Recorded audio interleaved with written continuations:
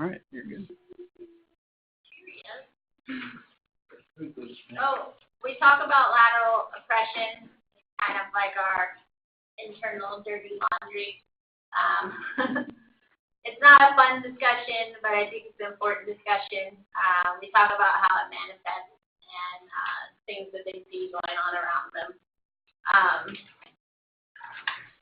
A lot of blaming the victim, and both microaggressions and lateral oppression. Talk about ways to address it. I think recognizing triggers is important. Speaking up when you can. Sometimes having to let it go, knowing that that person's not going to change. You just have to change how you respond to it, not let it make you feel bad. So we have a lot of discussions about this, and we find these experiences, if we go visit another tribal group in a different area, the kids will experience lateral oppression. So we have discussions about it. Doesn't mean we don't have to not work with that group anymore. We just have to recognize that there's something negative.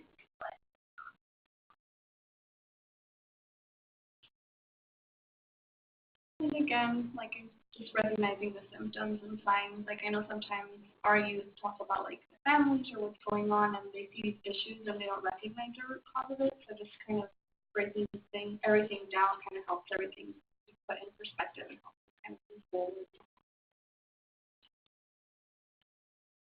I think, in thinking about programs for our community, this is very much an essential component of so much of our experience. And I think, too, there's a slide in here about self-care. And like you were saying, trying to resolve some of the conflicts through cultural experiences. Not only is it the youth who are our audience, but it's also we as staff, have historical trauma. So we build in self-care activities into the things we do, and we all benefit. Important element. Some more information.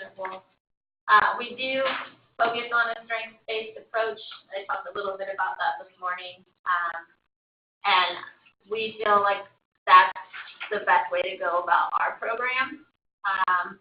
And, it works for us, but, if we were IHS and we had mental health resources, we might have a different approach. But ours is strengths-based because it's a cultural approach. So, we'll have to figure out what approach works best for your circumstances. And we've had the kids work on these strengths-based activities, defining their strengths. It's a fun activity for them to go through. We have some kids, too, that have very low self-esteem and maybe have some problems with the law and don't see themselves going anywhere. So they do these activities, and then at least by the end of the day, they'll start being like, oh, well, there is a couple of things. And then they start talking about their future and planning it. So sometimes it can take one simple little form to kind of get them, recognizing that they do have strength. And these are from the American Indian Life Skills Development Curriculum. That's a good resource as well. They have tons of great activities in there, and they use really good ones. And again, our focus is on resiliency, and that's our greatest strength because we're all here, and we have our friend Vincent, and he says that if someone asks you how much Indian you are, just tell them you're 100% miracle. We're all 100% miracles. I like that. Yeah. I'm gonna use that. Yeah. Use it. And so, and we try to impress upon them about how there were times when we couldn't learn these things, when we couldn't practice these things, and we are in a time where we can bring these things out and celebrate them. That's an important place to be. So, getting them to appreciate their time and space. We talked about self-care, and right now we have our cultural healing classes that we're doing. We got funding through the fire recovery So we're all finding that really valuable. And we have the SEBA class, which we should let them know if they have any needs. I can email you guys prior to the workshop here, teaching on mini cradle or no foils basket and the medallion class. Should I go to everybody? Native youth, Use them their parents or family. and it's one day, right? It's one day, like 10 to 4. So to show up with a little cousin or. I think the Weaver requested everyone be What day? Yeah. So each Weaver has their own like indications of what the age is. I think these two mono Weavers want. Oh. Over 12 years of age. But some of our other classes, we have younger kids in. So tomorrow we're having a baby basket class, and I think it's all ages, right? I think it's also It's also older. young teens. I'll just check in. So I can send you the flyers, all of them. There's a great article too in the materials about why we should support Native youth in the arts, looking at how it provides an outlet, an opportunity for healing, safe place, language of expression. They can make friends with like-minded individuals, other kids. And arts, I think, is also really important because it serves the needs of what the dominant community calls different thinkers, or sometimes labels kids with learning disabilities when they're just learning differences. And so I don't think I've been asking around, I haven't found a study on learning differences and Native communities. My family, we have a lot of us with dyslexia, and in the general population, 1 in 5 children have dyslexia. Sometimes it's being labeled as ADHD now. But the traditional education system isn't taught to support those types of minds. Those minds kind of fail in those institutions that don't succeed by traditional standards. So I think arts is an important way for you see a lot of visual, spatial thinkers who have learning differences do great in the arts.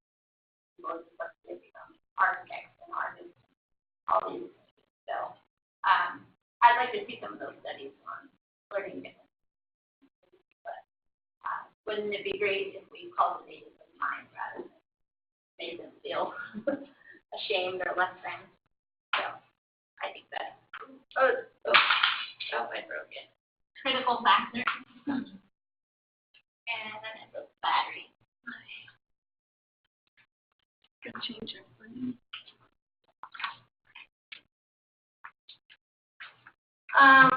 And again, more lessons learned, and we talked about a lot of these things. I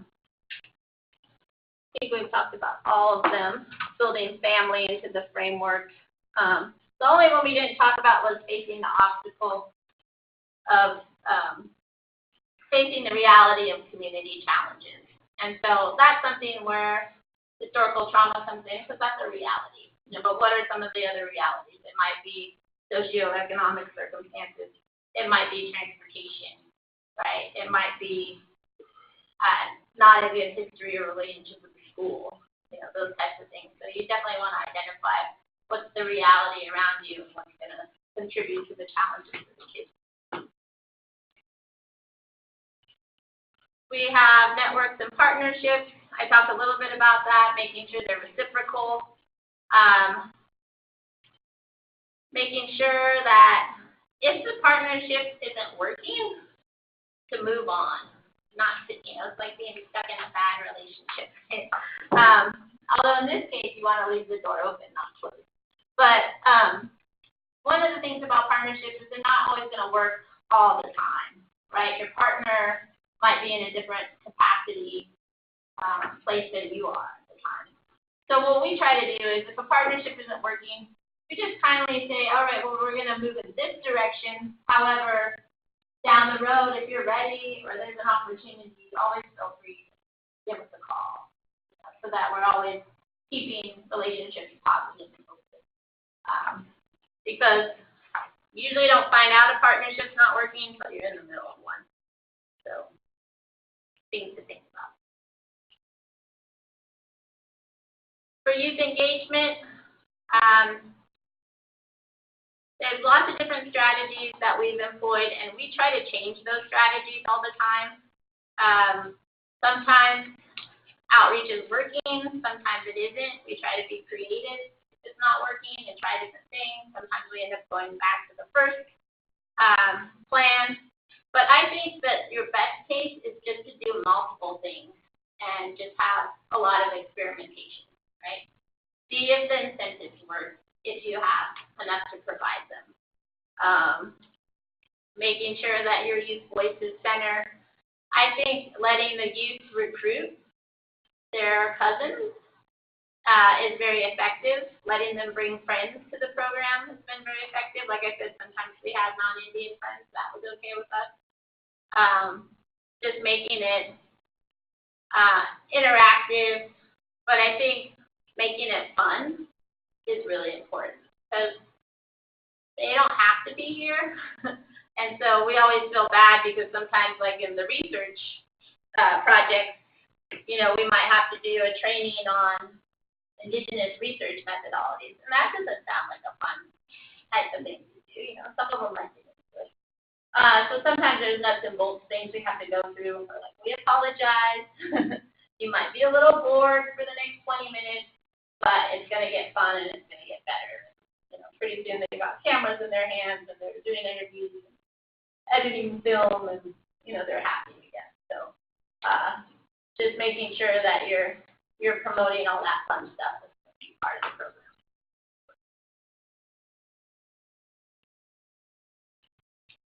Experimentation, open communication. We try to be very transparent with the kids.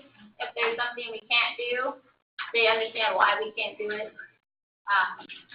What the policy is behind it, or what our limitations are. We try to get them to interact with other groups. They enjoy that quite a bit. And if we go, we have a partnership with Pioneers, and they participate in the Pioneers Conference every year, which is a great, huge conference that has an Indigenous component of it. But every year we're able to provide Pioneers feedback on what the kids enjoyed and didn't. And so that the next year we can try to make it a better experience for them. So knowing that if they're going to give you feedback, that you're going to be actively doing something with that feedback and accountable for it, I think is important to them. I think it froze. Oh, okay. I think because it's till 3, so we're almost finished. I want to give you a little bit on funding. And again, the last article in the materials looks at funding. And so when we're talking about funding, we're looking at individuals, foundations, and public support. And I was surprised to find out that the most important people to seek funding from are individuals. Now, for me, that's the hardest. We have a few, like a GoFundMe campaign. We don't have a lot we have some funding, but it's not, in comparison to our other funding, it's not a huge percentage. But what we found with individual donors is that 70% of funding in the nonprofit world comes from individual donors. You would think it would be private foundations because they have multi-million dollars, but it's actually individuals who give $5, $10, $25. Now, one of the things to think about that is that the individual funding from individuals goes much farther than funding from foundations and public agencies. Why is that? Because the funding from foundations is tied to a specific purpose, right? And so your funding from individuals can be used for any purpose. There's no limitations on that. So they say that $25 from an individual is equivalent to $250 from a grant. And so it goes along a lot further, right? So we started focusing on trying to expand our membership base. But one of the things that is really important about getting funding from individuals is that, if you're following that elevator pitch strategy of inviting them to be a part of it, to collaborate, you're not just getting an individual, you're also probably getting someone who wants to volunteer, right? Someone who wants to come to events, someone who wants to be a part of what the kids are doing. So it might be financial capital, but it's also human capital. So don't put the individual donors on your back burner. They need to move up the chain because they're very important. Now, 0.3% of foundation funding goes to Native American causes. Wow, 0.3% foundation.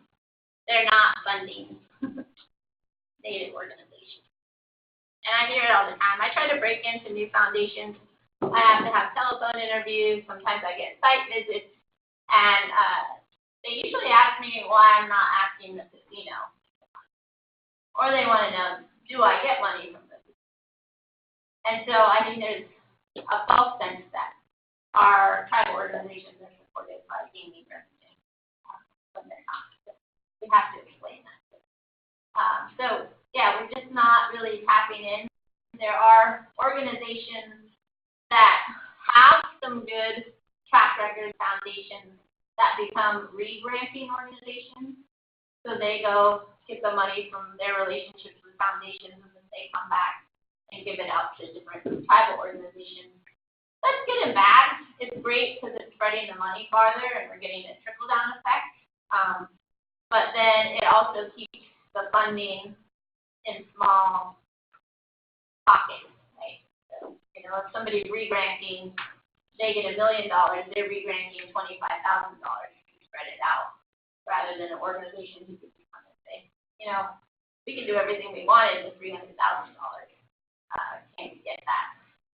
The foundation says, no, we already have a relationship with this re-granting. We're not going to do your request. Those types of things. So nativegiving.org has some resources on that, and then First Nations Development just came out with a report a couple weeks ago on foundation funding in the private sector.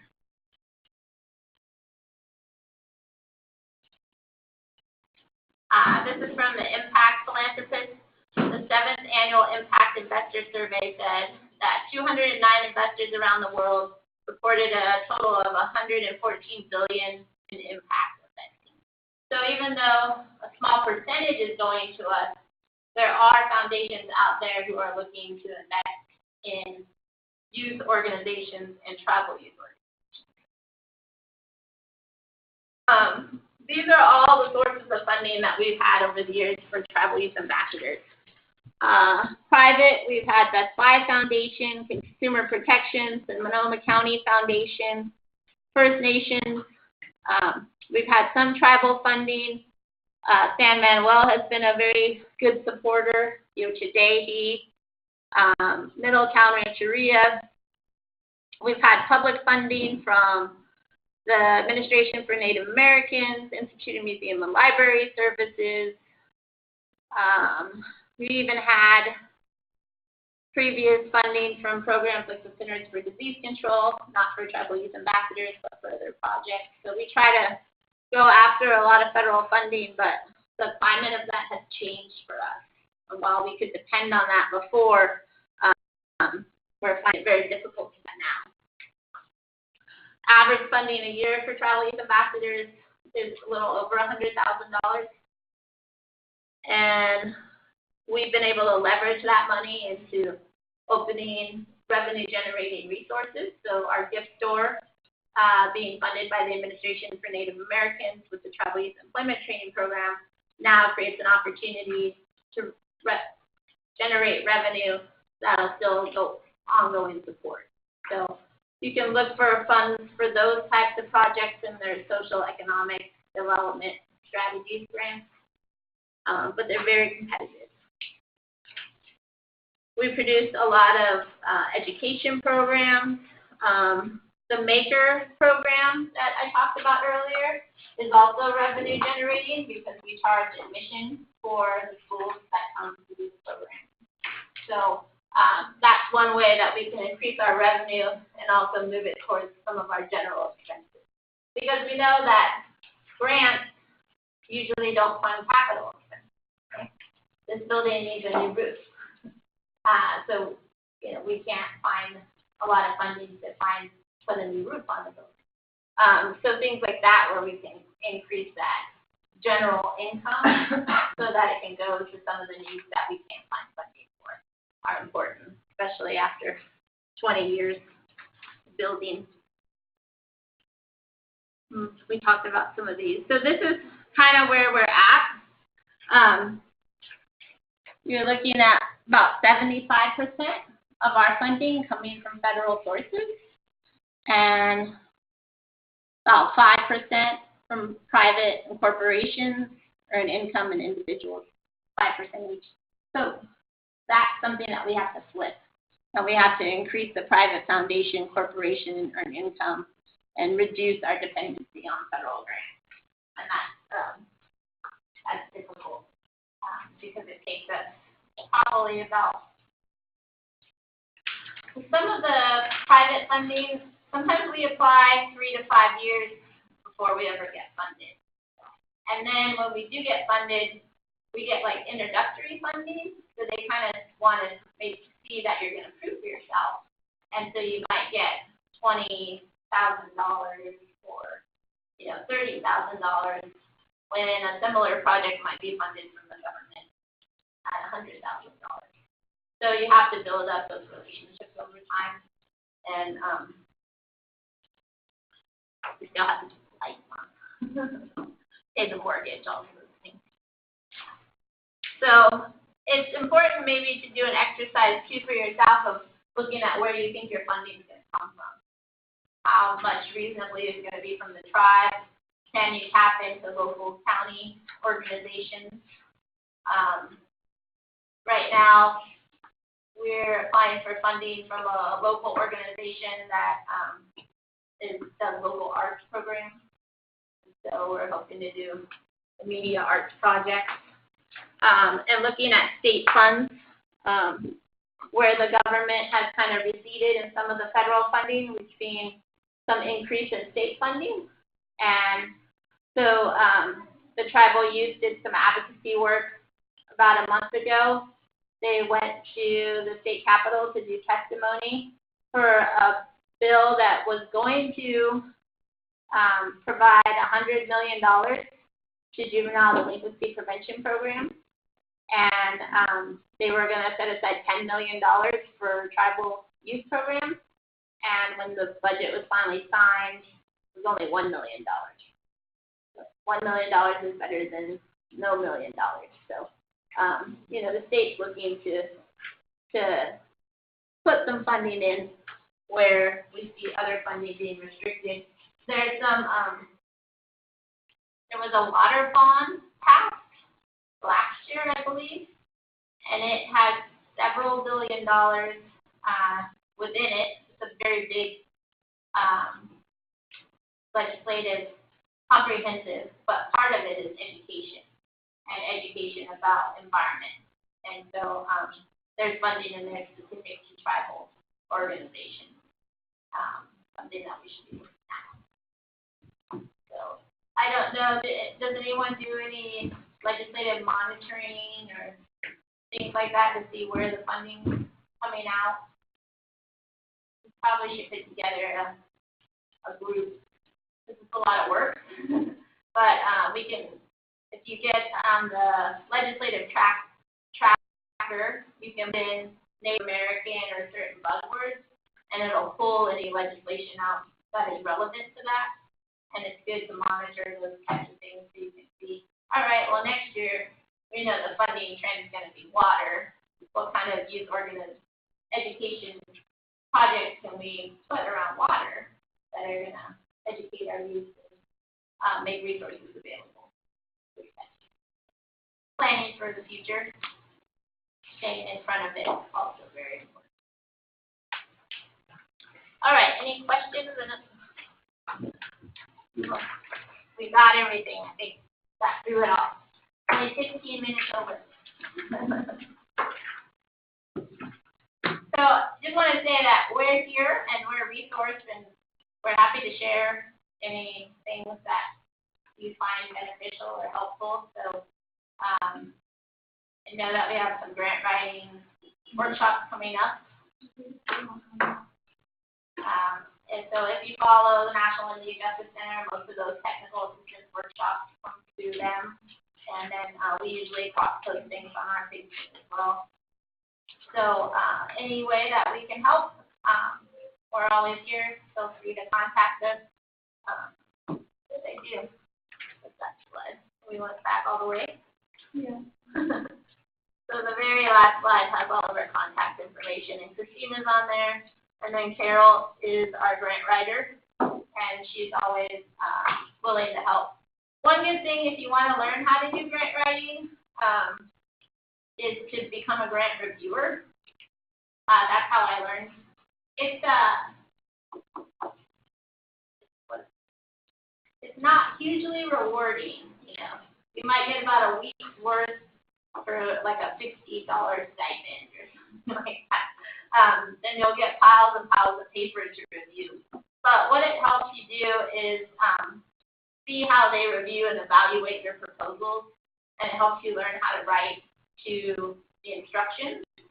And when you see how people grade it and what they get graded down for, it makes it a lot easier to figure out how to write it and make sure that you're scoring all the points. Because a lot of times we get wrapped up in trying to communicate how great our project is rather than trying to score the maximum amount of points that we can in our grant proposals. And unfortunately, it's more about that type of thing. So review process is very helpful in learning how to construct a grant proposal, a successful grant proposal. Even if you get all the points, doesn't mean you're always going to get funded. Sometimes things are political. Sometimes things are about who knows who and, you know, what the trend is. But at least it gives you a fighting chance. If you have any questions, I'm always here, and I hope that information was helpful. And I wish you guys luck in your programs, and feel free to come and participate in the ones that we have, and let us know when your groups are doing things, and we'll bring our groups as well. Thank you. Thank you.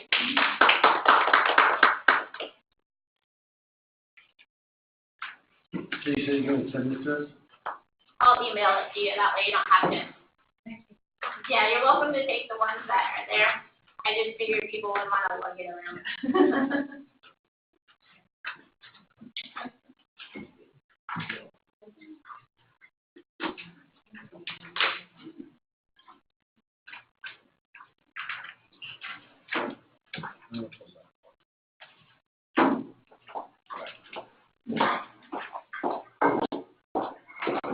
Oh, did I need to fill this out? I think, did I need to fill this out? Yeah. So if you have this survey, please fill it out.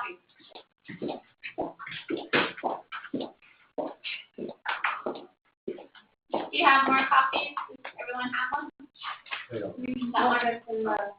Okay.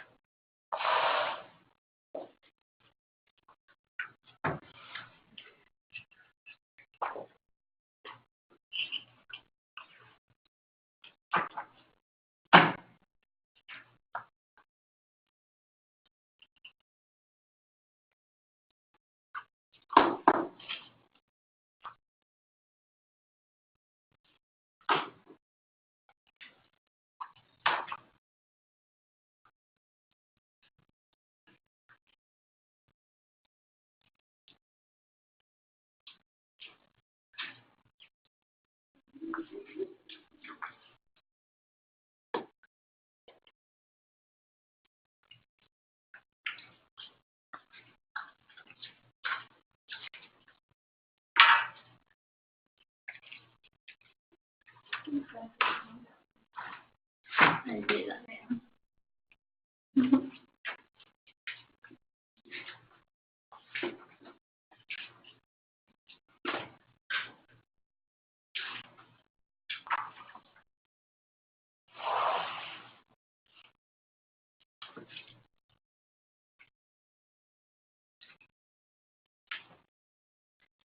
Noon time cake. I learned my lesson. Thank you. And there's acorn bars over here on the table if you didn't get to try one.